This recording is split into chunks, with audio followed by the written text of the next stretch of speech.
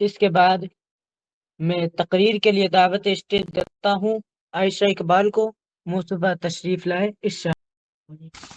السلام علیکم ورحمۃ اللہ وبرکاتہ۔ الحمد للہ وکفا والصلاة والسلام علی رسولہ المصطفى اما بعد۔ قال اللہ تعالی وَلَهُنْ مِثْلُ الَّذِي عَلَيْهِمْ بِالْمَعْرُوفِ صدق اللہ عظیم۔ محترم حضرات اور میری ماؤں بہنوں، آج میری تقریر کا موضوع ہے اسلام میں عورتوں کا مقام۔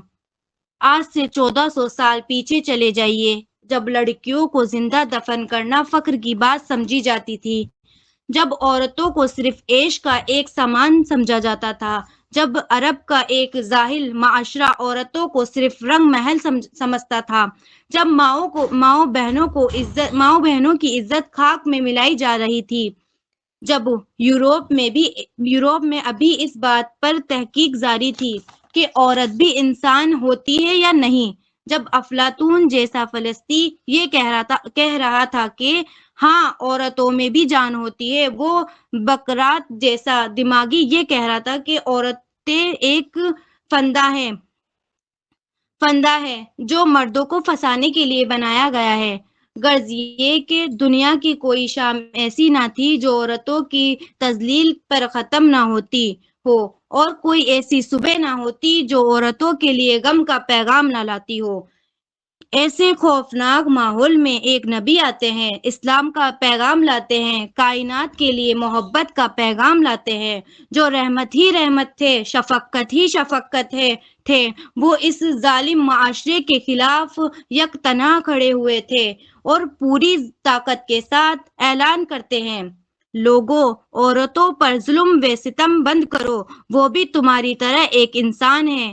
استوصوا بالنساء خیرا، لوگوں عورتوں کے ساتھ بھلائی کا معاملہ کرو۔ وَلَهُنَّ مِثْلُ الَّذِي عَلَيْهِنْ بِالْمَعْرُوفِ، مردوں کی طرح ان عورتوں کے بھی کچھ حقوق ہیں۔ یہ آواز کیا آئی کہ ہر طرف کلیاں کھل اٹھی، بہاروں پر بہار آ گئی، آج معصوم کلیوں کو جینے کا حق مل گیا۔ ننھی گڑیا جنہیں دفن کرنا ایک فیشن تھا، اب ایک گناہ سمجھا جانے لگا۔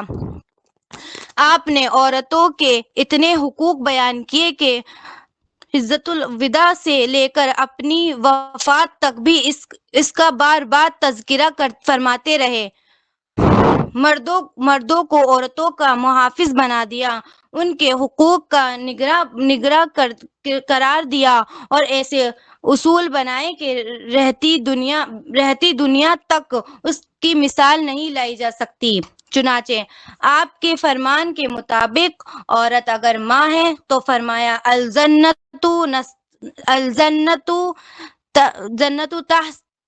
تحت اقدام امہاتکم، جنت تمہاری ماؤں کے قدموں کے نیچے ہے۔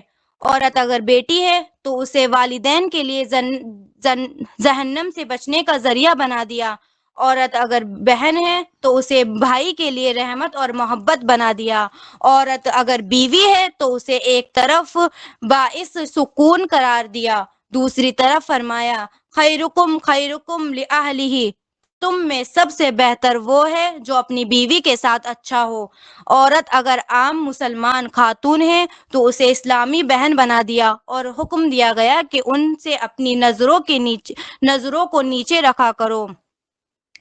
غرض کہ اسلام نے عورتوں کو جو مقام و مرتبہ دیا ہے وہ کسی بھی مذہب میں نہیں دیا، کسی دھرم میں نہیں دیا، جس کا تقاضا تھا کہ ہماری عورتیں اسلام کے قدموں پر نثار ہو جاتی ہے، اسلام کے دیے گئے رفعت و عزت پر قربان ہو جاتی ہے، مگر افسوس کہ آج ہماری ماں بہنیں اسلام کے ان عظیم احسانات کا شکریہ ادا کرنے کے بجائے اسلام مخالف کام کر رہی ہے، اسلام کے مقابلے مغرب کی الٹی تہذیب اور گندے کلچر کو زیادہ اہمیت دے رہی ہے، اور دن بدن اسلام کے بجائے آزادی نسواں کے جھوٹے علمبرداروں کے چنگل میں پھنستی جا رہی ہے۔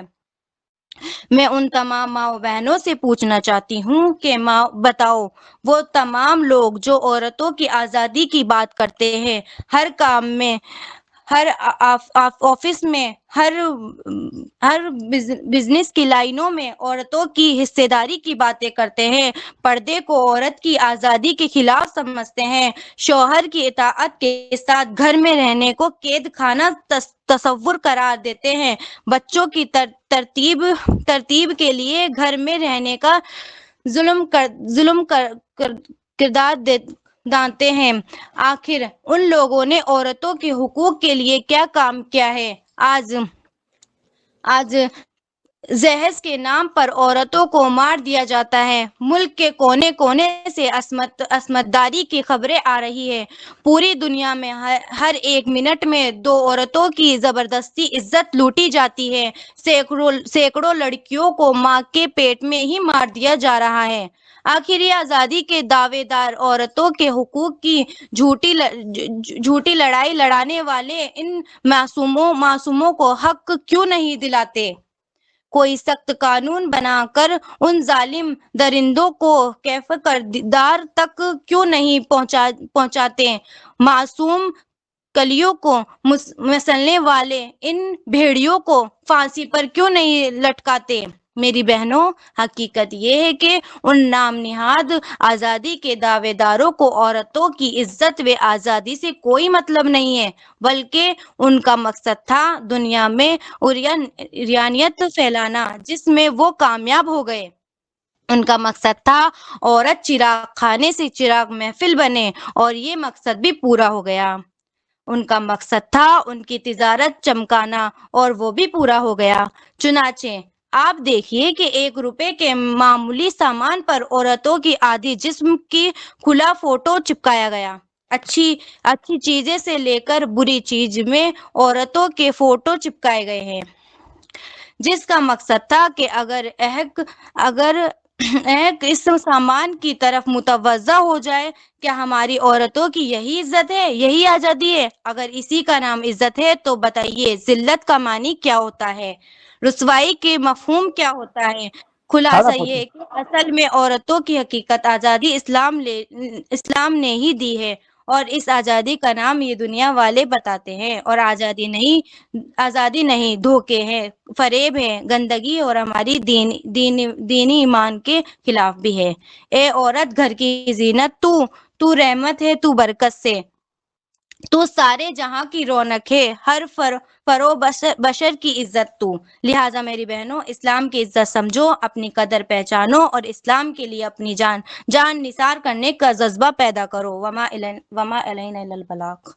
السلام علیکم ورحمۃ اللہ وبرکاتہ۔ ماشاء اللہ، حقیقت سامنے آ کر کہانی چھین لیتی ہے، خطا انسانوں کے آنکھوں کا پانی چھین لیتی ہے، بری صحبت سے بچنے کی ہمیشہ فکر کر پیارے، یہ اکثر نوجوانوں کی جوانی چھین لیتی ہے۔